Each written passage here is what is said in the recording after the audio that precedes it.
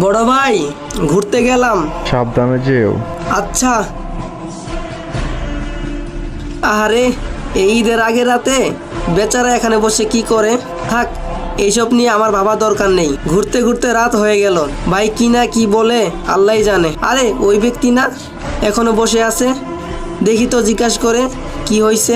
ওই ভাই, কি হয়েছে আপনার? সারাদিন কত মানুষ এই রাস্তা দিয়ে যাইতেছে, কিন্তু কেউ আমারে জিজ্ঞেস করে নাই। আচ্ছা, আমাকে বলেন কি হয়েছে।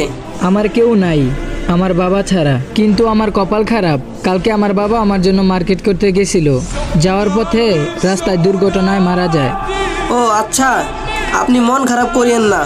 চলেন, আমাদের বাড়িতে থাকবেন এখন থেকে।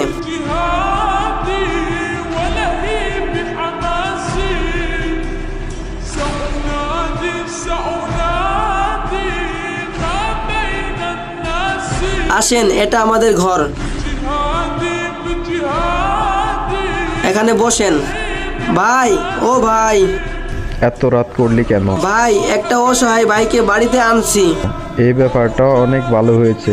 আচ্ছা ভাই, আমি মার্কেটে গেলাম ওই ভাইয়ের জন্য মার্কেট করতে।